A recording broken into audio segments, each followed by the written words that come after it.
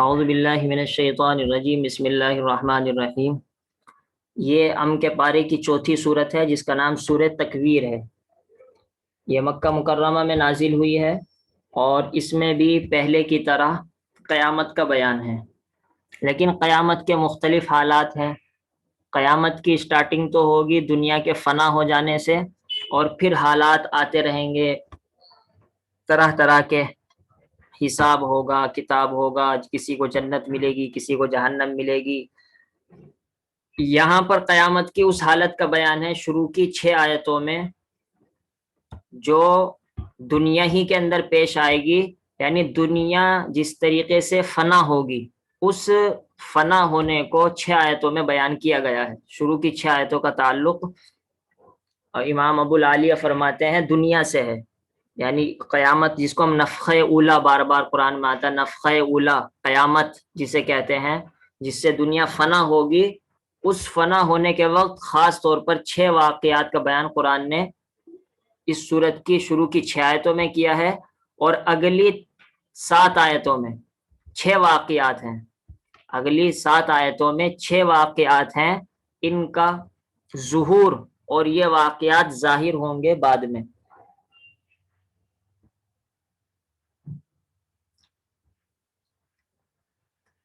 تو پہلا واقعہ ہے اذا الشمس کورت۔ خلاصہ تو اس کا یہ ہے کہ سورج بھی مر جائے گا، سورج بھی اپنی جگہ سے ہٹ جائے گا۔ کورت کا تو مطلب ہے کہ سورج، 2 مطلب اس کے بیان کیے گئے ہیں۔ نمبر 1، سورج جس جگہ موجود ہے اس جگہ سے ہٹ جائے گا، ٹوٹ جائے گا، پھوٹ جائے گا، تو ظاہر ہے وہ اپنی جگہ سے ہٹ جائے گا۔ دوسرا ترجمہ اور دوسرا مطلب تفسیر یہ بیان کی گئی ہے کہ کورت کا مطلب ہے سورج کی روشنی اپنی جگہ سے ہٹے گی، یعنی سورج روشنی دینے سے انکار کر دے گا اور عاجز ہو جائے گا، اور سورج گویا کہ اندھا ہو جائے گا۔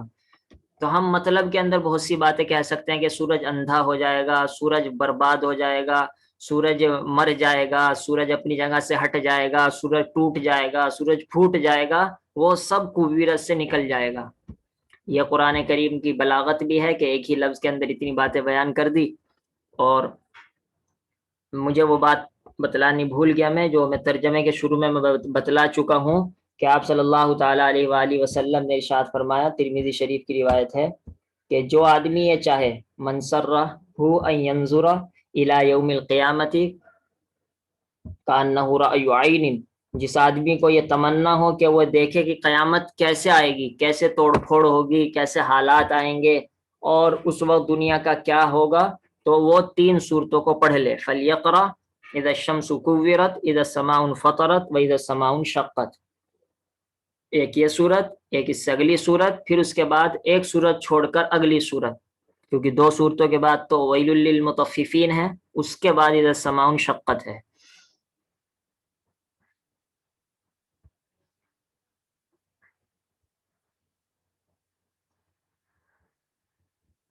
دوسری آیت میں سورج کے بعد چاند کا نمبر اس کا نمبر آتا ہے ستاروں کا۔ جب ستارے بھی ٹوٹ پھوٹ جائیں گے، خلاصہ تو یہی ہے کہ ستارے بھی مر جائیں گے، گویا کہ ستاروں کی بھی موت آئے گی۔ ان قدرت کے اندر 2 باتیں ہیں۔ نمبر 1، وہ پھوٹ کے نیچے گر جائیں گے، ٹوٹ جائیں گے اور گر جائیں گے۔ اب تو ہمیں محسوس ہوتا ہے کہ آسمان میں جڑے ہوئے ہیں، حقیقت میں وہ آسمان میں جڑے ہوئے نہیں ہیں، لیکن لگتا ایسا ہے۔ لیکن اللہ تعالیٰ نے کہا قیامت کے دن وہ ستارے ٹوٹیں گے اور گر جائیں گے۔ وَإِذَا الْجِبَالُ سُيِّرَتْ، اور جب پہاڑ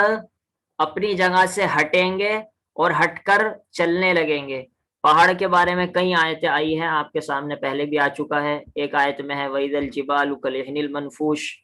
کہ روئی کی طرح اڑتے پھریں گے۔ بعض میں آیا ہے یوم تر الجبال تحسبها جامدہ، اس طرح کی آیت ہے۔ وَهِيَ تَمُرُّ مَرَّ السَّحَابِ، کہ تم دیکھو گے پہاڑوں کے کہ وہ اپنی جگہ ہے حالانکہ وہ چل رہے ہوں گے۔ خلاصہ یہی ہے کہ پہاڑ پہلے اپنی جگہ سے ہٹیں گے، ٹوٹ جائیں گے، پھوٹ جائیں گے، بلکہ ریزہ ریزہ ہو جائیں گے، جیسا کہ سورہ واقعہ میں آیا تھا وَبُسَّتِ الْجِبَالُ بَسًّا، جب پہاڑوں کو بالکل چورا چورا کر دیا جائے گا اور پھر وہ ہوا میں اڑیں گے۔ تو یہ پہاڑوں کی مختلف حالتیں ہیں، یہاں پر ان کو اپنی جگہ سے جو ہٹا دیا جائے گا اور وہ ٹوٹ پھوٹ جائیں گے، اس حالت کا بیان ہے، اسی کو لفظ سیرت سے بیان کیا گیا ہے۔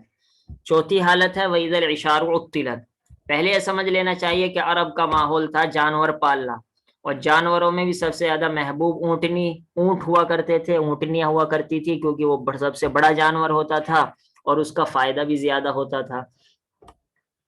اور آپ کو معلوم ہے کہ جانور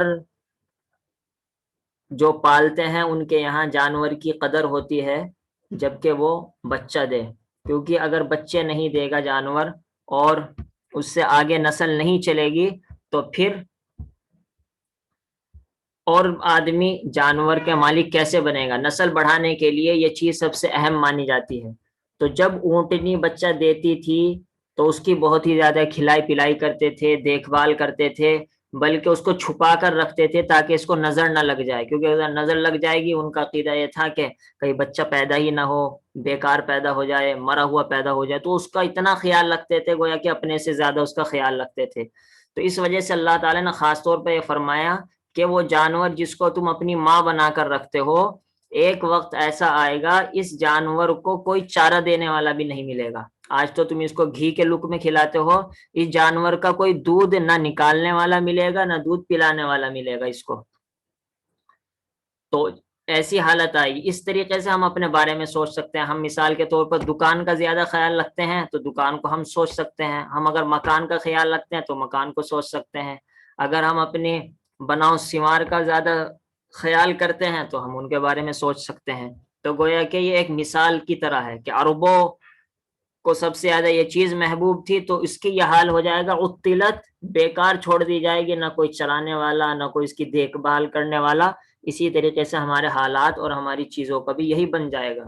وَإِذَا الْوُحُوشُ حُشِرَتْ۔ اور جب وحوش جنگلی جانوروں کو، جنگلی جانور بھی کہہ سکتے ہیں، وحشی جانور کو جمع کیا جائے گا۔ جمع کرنے کا مطلب یہ ہے کہ وحشی جانوروں کے اندر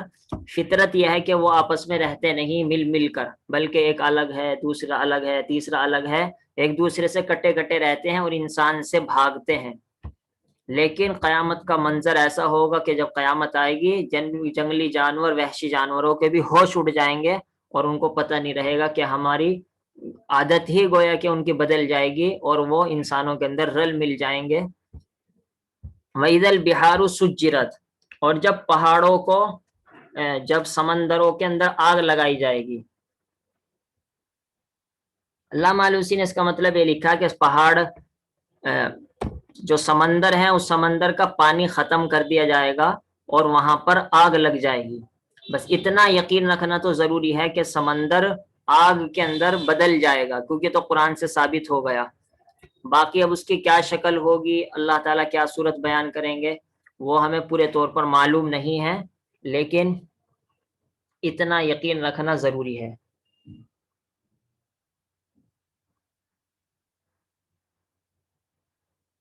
خلاصہ یہی ہے کہ وہ پانی آگ کے اندر بدل جائے گا، خواہ وہ پانی ہی آگ بن جائے یا پانی ختم کر کے دوسری آگ بن جائے، لیکن سمندروں میں آگ لگنا طے ہے، یہ قرآن سے ثابت ہے۔ یعنی اللہ تعالیٰ یہ دکھائیں گے کہ پانی جو آگ کا بالکل اپوزٹ ہے وہی آگ لگ گئی ہے، اس طرح اشارہ کرنے کے لیے کہ دنیا آج الٹی ہو چکی ہے۔ وَإِذَا النُّفُوسُ زُوِّجَتْ۔ اور جب لوگوں کو جمع کیا جائے گا، لوگوں کو جمع کیا جائے گا، حصہ زوجت کے معنی جمع کرنا نہیں ہے، زوجت کے معنی ہے جوڑ دینا۔ اس کی تفسیر حضرت عمر رضی اللہ تعالیٰ عنہ سے نقل کی جاتی ہے کہ جب نیک لوگوں کو نیک کے ساتھ ملا دیا جائے گا، برے لوگوں کو برے لوگوں کے ساتھ ملا دیا جائے گا، یہ مطلب ہے وَإِذَا النُّفُوسُ زُوِّجَتْ کا۔ حضرت عمر رضی اللہ تعالیٰ عنہ نے اس کی تفسیر کی ہے۔ وَإِذَا الْمَوْءُودَةُ سُئِلَتْ بِأَيِّ ذَنبٍ قُتِلَتْ، یہ واقعہ بھی مشہور ہے، آپ جانتے ہوں گے کہ عرب کے بہت سے لوگ جب ان کے یہاں بیٹی پیدا ہوتی تھی تو اس کو زندہ دفن کر دیا کرتے تھے، صرف اس وجہ سے کہ یہ بڑی ہوگی، اس کی شادی ہوگی، ہمارا کوئی داماد بنے گا اور وہ اس کے ساتھ زندگی گزارے گا، اس پر ان کو شرم آیا کرتی تھی کہ ہمارا کوئی داماد بنے اور بیٹی کے ساتھ زندگی گزارے، اس وجہ سے وہ بیٹی کو بچپن ہی میں دفن کر دیا کرتے تھے زندہ ہونے کی حالت میں۔ تو اللہ تعالیٰ نے خاص طور پر اس جرم کو یاد دلایا ہے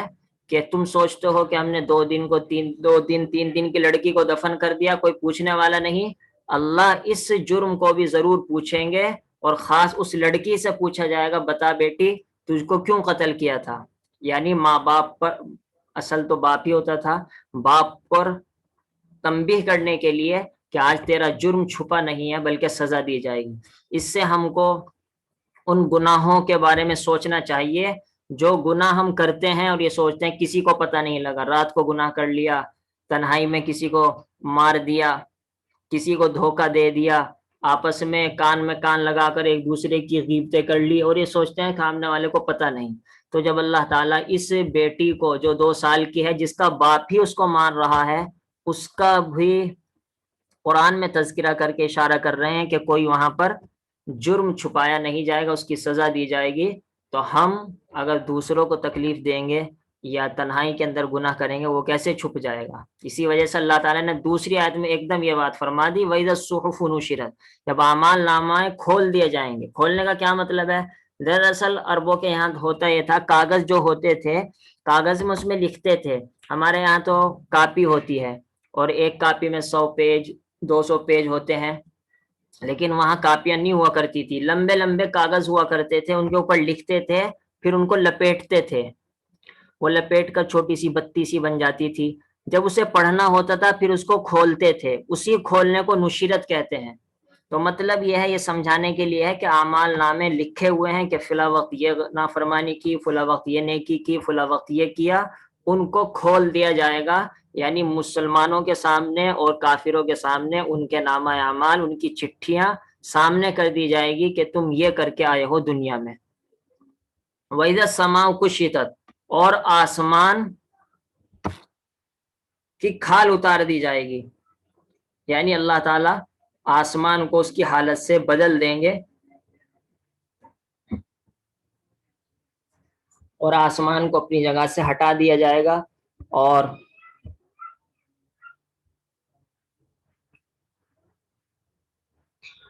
جو اوپر کی چیزیں ہیں، آسمان سے اوپر کی چیزیں ہیں، وہ سب نظر آنے لگے گی، جیسے کہ دوسری آیت میں بھی آ چکا ہے، یوم تکشف السماء بالغمام ونزل الملائکۃ تنزیلا، کہ جس دن آسمان پھٹے گا اور آسمان کے اوپر سے فرشتے اتریں گے، اور یہ سورہ نبا میں بھی آ چکا ہے، وکانت السماء ابوابا، اس طرح کی آیت ہے نا، آسمان دروازے دروازے ہو جائے گا۔ تو یہی مطلب حضرت تھانوی نے بیان کیا ہے کہ وہ آسمان پھٹے گا اور اوپر کی چیزیں ظاہر ہونے لگے گی، اوپر کے فرشتے نیچے آنے لگیں گے۔ وَإِذَا الْجَحِيمُ سُعِّرَتْ، جہنم جو پہلے سے بھڑک رہی ہے اور اس کی آگ شعلے بالکل جوش میں ہے، اس جہنم کو اور زیادہ بھڑکایا جائے گا، اور آگ لگائی جائے گی، اور پیٹرول اور ڈیزل کے ذریعے سے اس کو بھڑکایا جائے گا۔ یہ تو کافروں کے لیے ہوگا۔ وَإِذَا الْجَنَّةُ أُزْلِفَتْ، البتہ جو لوگ اللہ کے نیک بندے ہوں گے، جیسے کہ دوسری آیت میں فرمایا وَأُزْلِفَتِ الْجَنَّةُ لِلْمُتَّقِينَ، اللہ سے ڈرنے والوں کے لیے جنت کو قریب کر دیا جائے گا، یعنی بس ابھی نامہ اعمال ان کے ہاتھوں میں آیا اور وہ کامیاب ہوئے، سیدھے اللہ تعالیٰ ان کو جنت میں بھیج دیں گے، ان کو ایسا لگے گا جیسے جنت بالکل ہمارے قریب ہی آ چکی ہے۔ تو یہ سب واقعات جب ہوں گے تو اس وقت انسان کو پتہ لگے گا، اوہ ہو میں نے کیا کیا ہے دنیا میں، کون سا دن کس حالت میں گزارا اور رات کس حالت میں گزاری، تنہائی کس حالت میں گزاری،